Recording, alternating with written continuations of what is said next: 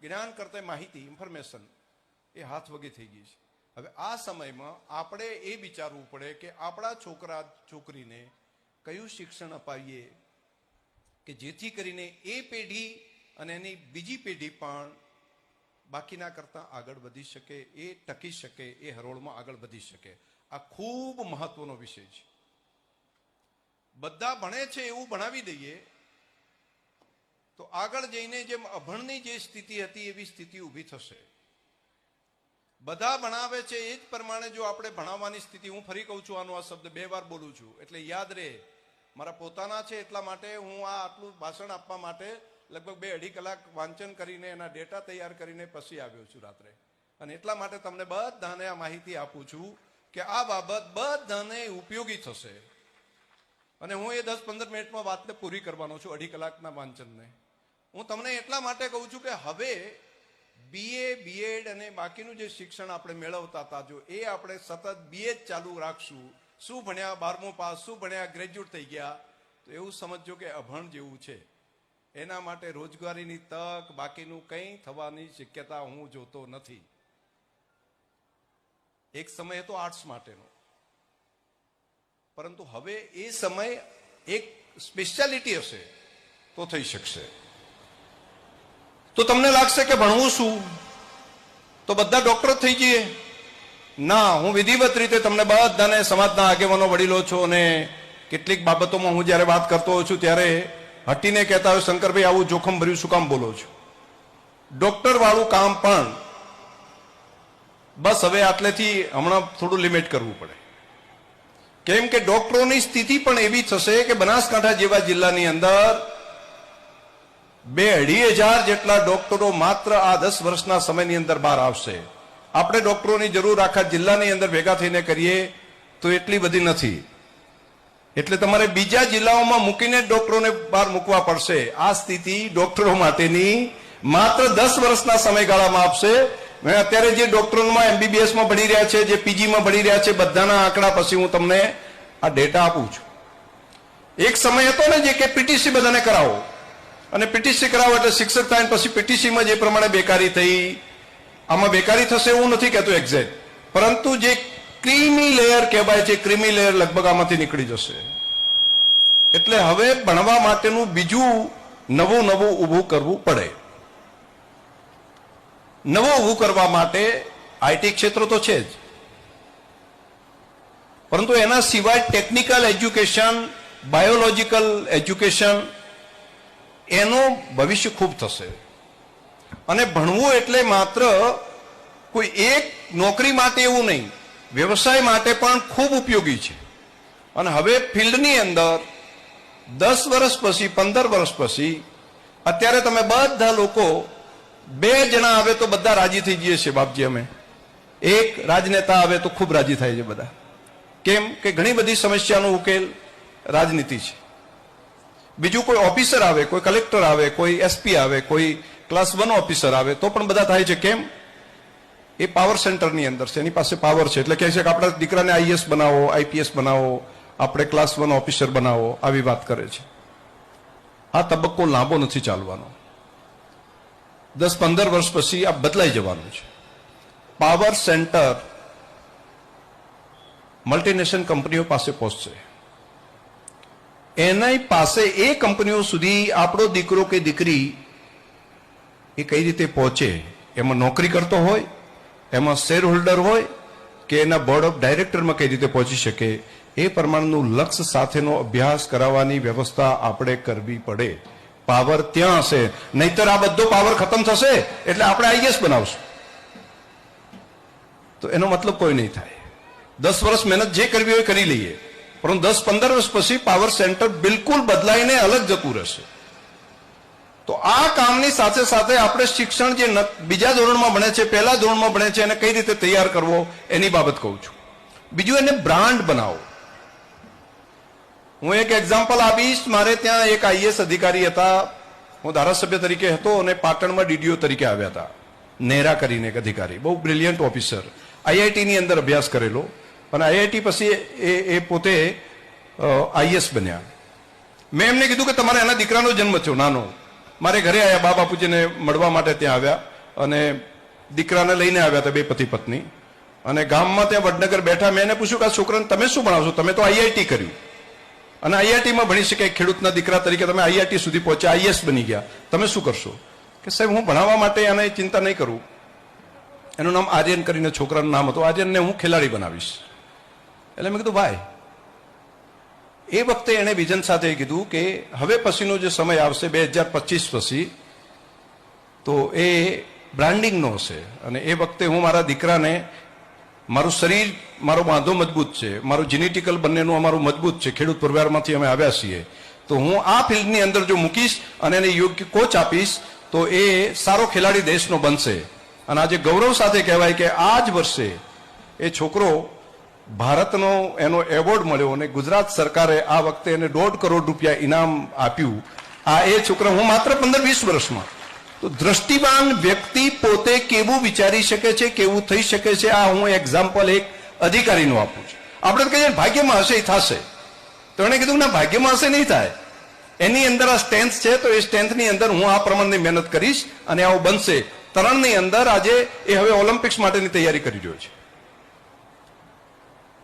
મેં તમને આ ઉદાહરણ એટલા માટે આપ્યું કે આપણા સંતાનો કોઈ પણ રીતે પાછા નથી, પરંતુ યોગ્ય સમયે યોગ્ય નિર્ણય કરવાનો હોય એ ટાઈમે આપણને યોગ્ય માર્ગદર્શન નથી મળતું. એને સાયન્સમાં જવું કે કોમર્સમાં જવું, એને આર્ટ્સમાં જવું કે બીજા અભ્યાસ કરવો, એ વખતે આપણે ચૂકી જઈએ છીએ. એટલે આપણે બીજા જે આજુબાજુવાળા જે કરતા હોય ને એ જ આપણે કરીએ છીએ. એવું નહીં, એની સ્ટ્રેન્થ શું છે, એની વીકનેસ શું છે, એની અંદર કઈ તાકાત પડેલી છે, એ તાકાતનો ઉપયોગ હું કઈ રીતે કરી શકું. તો એ જ પ્રમાણેનું જો શિક્ષણ જો આપણે આપીએ તો આપણા દીકરા દીકરીઓ પણ આજે માત્ર ઉદ્યોગપતિઓ આપણે નથી બની શક્યા તો ત્યાં સુધી કરી શકાય. અને જ્ઞાનના કોઈ સીમાડા નથી, આપણે બધા કરી શકીએ. માત્ર થોડો સ્વભાવમાં બદલાવ લાવવાનો છે, થોડો પુરુષાર્થની યોગ્ય દિશા પકડવાની છે, તો એક પેઢી નહીં તો બીજી પેઢી આગળ વધી શકે. આપણે પહેલા વિચારતા હતા ને કે ડોક્ટરો આપણે ક્યાંથી બની શકીએ, પણ આપણે બન્યા ને, કેટલા બધા ડોક્ટર સુધી પહોંચ્યા. તો આ પાવર સુધી કેમ ના પહોંચીએ? આપણે 10 વર્ષ 20 વર્ષ મહેનત કરીએ તો 25-30 વર્ષની અંદર નવી પેઢી જ્યારે આવશે ત્યારે નવી પેઢી એ શ્રેષ્ઠ જગ્યાઓ સુધી પહોંચી શકશે. અને હું ત્યાં આગળ જાઉં છું, જોઉં છું, ત્યારે અમને પોતે પસાત રહી ગયાનો અફસોસ થાય છે. અમને લાગે છે કે અમે કેટલા પાછળ છીએ. એ ત્યાં જઈએ ત્યારે ખબર પડે, નહીતર આપણે આપણી જ દુનિયામાં બેઠા હોય ત્યારે લાગે ઓહો આપણે તો બધા બહુ હારા, બહુ મોટા, બહુ જબરા. એવું નથી. દુનિયા ખૂબ મોટી છે અને એની અંદર ખૂબ મોટા લોકો છે અને એને કોઈએ મહેનત કરીને ત્યાં સુધી પહોંચી ગયા છે. એક રાજકોટનો એક દીકરો, મેં ગયા વીકમાં એની સાથે સ્પેશિયલ એની સાથે મેં જમવા માટે બેઠો. મેં સામેથી કીધું સ્પીકર તરીકે, મેં એકદોને બોલાવો છે. 28 વર્ષની ઉંમરનો છોકરો છે, પાટીદાર સમાજનો છોકરો છે. ઘરેથી નીકળ્યો, એના બાપા નાનું પંખાની મોટર બનાવવાનું કામ કરતા હતા ત્યાં. એને કીધું કે હું આમાંથી ઉપર ઉઠીને મારે કરવું છે, મારે અભ્યાસ કરવો છે, ભણવું છે. જોયું, સંશોધન કર્યું. માત્ર 8 વર્ષના સમયગાળાની અંદર 18,000 કરોડની કંપની એને એસ્ટાબ્લિશમેન્ટ કરી નાખી, માત્ર 7-8 વર્ષના સમયગાળામાં. અમે આખા ખેડૂતોએ ભેગા થઈને છેલ્લા 10 વર્ષમાં રાત દિવસ પુરુષાર્થ કર્યો, ત્યારે બનાસ ડેરીને 4,000 કરોડમાંથી 20,000 કરોડે પહોંચાડી છે. તે આપણે રાજીના રેડ થઈ ગઈ છે. ઓહો, અમે આખા ખેડૂતો 3.5 લાખ 4 લાખ ભેગા થઈને આવું કર્યું, ત્યારે આપણે 20,000 કરોડે પહોંચાડ્યું. આ એક છોકરાએ 18,000 કરોડની અસ્કાયામત પોતે ઊભી કરી શક્યો. તો એને મળવું જોઈએ કે નહીં? એને પાસેથી શીખવું પડે કે નહીં? ભલે ને એ 30 વર્ષથી નાની ઉંમર છે, તો એની પાસેથી કઈ રીતે શીખ્યો, કઈ રીતે તૈયાર થયો? મેં જોયું કે એને જે માઇન્ડ છે, એનું જે બુદ્ધિ છે, એનાથી હું અહીંયા સમાજના દીકરા દીકરીઓને જોઉં છું ને એનાથી ઓછા કંઈ નથી. એ કરી શકે એમ છે. એને કીધું મને યોગ્ય દિશા મળી અને યોગ્ય દિશાની અંદર હું કામ આ પકડ્યું અને મને ખબર પડી કે હવે કમાવાનું અહીંયા નીચે નથી. કમાવા માટે આખો દિવસ મજૂરી કરતો હોય મજૂર, તો એને રૂપિયા કેટલા મળે? 400 રૂપિયા, 500 રૂપિયા. સૌથી વધારે મહેનત મજૂર કરે, આપણે ખેતરની અંદર મહેનત કરતો હોય એના કરતા પણ વધારે પૈસા ખેતીની જમીન જેની હોય ને, જેનું ખેતર હોય ને એને પૈસા વધારે મળે. મજૂરી કરવા વાળા કરતા ખેતર વાળાને પૈસા વધારે મળે. તમે બધા આમાં સંમત છો ને? આમ જરા પૂછું છું તમને, મજૂરી કરવા વાળા કરતા ખેતરવાળાને વધારે મળે ને? હોય તો હાથ ઊંચો કરો. હવે બીજી વાત, મજૂરી કરીને જે કામ કરે છે એના કરતા ખેતરવાળાને વધારે મળે, પણ ખેતરવાળા કરતા એપીએમસીમાં જેને દુકાન હોય ને, આપણે છે ને બેન દીકરાને, તો એ દુકાનવાળાને એના કરતા પૈસા વધારે મળે. તમે આખો દાડો મહેનત કરો, ખેતીની અંદર મજૂરી કરો, પરંતુ દુકાનવાળો જેટલું કમાય એટલું તમે ખેતરવાળા કમાઈ શકો નહીં. કેમ? બદલાવ થયો. તમને લાગશે કે ના આરે મોટો છે, ના એવું નહીં. એ દુકાનવાળો જેટલું આડતથી કરે, ખરીદી કરીને બીજાને વેચવાનું કરે, એમાં જેટલું કમાય એના કરતા કારખાનું જેનું હોય એ વધારે કમાય. આખો દાડો એક વાર, બે વાર, ત્રણ વાર બોલ્યા જ કરે, મહેનત કરે, પણ એના કરતા કારખાના વાળો વધારે કમાય.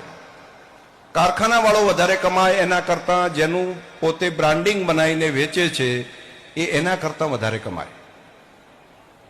અને બ્રાન્ડિંગ કરીને વેચે છે એ જે કંપની હોય એ કંપની વાળો જો લિસ્ટેડ કંપની કરી નાખે તો એના કરતા વધારે કમાઈ શકે. બધા મહેનત કરે છે, લિસ્ટેડ કંપની વાળાથી કરી અને મહેનત કરવા વાળો, મજૂરી કરવા વાળો માણસ બધા પુરુષાર્થ કરે છે, પરંતુ કમાય છે કોણ વધારે? જે એક જગ્યાએ બેઠો છે એને એ જગ્યા પકડી છે એટલા માટે. આની બુદ્ધિ ઓછી છે, આની વધારે છે એવું નથી. એને સાચો ટ્રેક પકડ્યો છે, એને સાચો રસ્તો પકડ્યો છે, એટલા માટે કરીને પ્રગતિની દિશામાં આગળ છે. મારી તમને બધાને પ્રાર્થના છે કે હવે જ્ઞાનની આ સદીમાં કયો રસ્તો પકડવો, આપણા સંતાનોને કયા રસ્તા ઉપર ધંધે લગાડવા, એ ખૂબ અગત્યનું છે. એમાં તજજ્ઞોની જરૂર પડે તો સલાહ લઈને પણ આ વ્યવસ્થા કરવી પડે. આપણી સ્કૂલોની અંદર પણ આપણે એવું ન બનાવીએ કે જેની અંદર આપણે આખી ફોજ જ તૈયાર કર્યા કરીએ જે આગળ પ્રગતિ ન કરી શકે. કોલેજ તો કઈ કોલેજ કે જેના કારણે આપણું ભવિષ્ય ઉજળું હોય. આપણી સ્કૂલની અંદર ભણાવતા હોય તો ક્વોલિટી એજ્યુકેશન માટેનું શું કરવું? પાલનપુરની 2 સ્કૂલો એવી છે કે જે ભણાવે છે એની અંદર એડમિશન નથી મળતું, એના માટે લાઈનમાં લાગે છે બધા. એમ કે છે ગમે એમ કરીને અમારા છોકરાને ભણાવો. બાકી ત્યાં 25 જેટલી સ્કૂલો છે જ્યાં કોઈ એડમિશન લેવા તૈયાર નથી. તો હવેનો સમય છે ક્વોલિટી એજ્યુકેશનનો. તો સમાજની જે સંસ્થાઓ છે એની અંદર પણ આપણે પૂરતા પૈસા આપો, પૂરતું ખર્ચ કરો, પરંતુ ક્વોલિટી એજ્યુકેશનની અંદર જો આપણે આગળ વધશું તો આપણા દીકરા દીકરીને આગળ વધતા કોઈ રોકી નહીં શકે. આ કામ પણ ભેગા મળીને આવનારા સમયમાં જે તાલુકાઓની અંદર આ શૈક્ષણિક સંસ્થાઓ છે, ગામોની અંદર છે, બધી જગ્યાએ પણ આ કામ કરવું પડશે. કોલેજની દિશામાં પણ આપણે આવા જ ઇન્સ્ટિટ્યૂટો ઉભા કરવા પડશે. આટલી વાત સાથે હું સમગ્ર પરિવારને હૃદયપૂર્વક અભિનંદન આપું છું. ડોક્ટર, તમને, તમારા પરિવારને અભિનંદન. ખૂબ સરસ મજાનો આ મેળાવડો કર્યો અને બધાને જમાડ્યા, એની સાથે સાથે શિક્ષણમાં દાન આપ્યું, એના માટે તમને બધાને હૃદયથી ખૂબ અભિનંદન આપું છું. ધન્યવાદ. ખૂબ ખૂબ આભાર માનનીય અધ્યક્ષ સાહેબ શ્રીનો, જેમના ક્રાંતિકારી વિચારો મેં પહેલા જ કીધા હતા કે સમયની પહેલા બદલાવ લાવવાનો પ્રયત્ન હંમેશા પોતાની વાણીમાં હોય છે. એક વૈચારિક ક્રાંતિ એવા વિચારો થકી સમાજને પ્રેરણા આપી રહ્યા છે.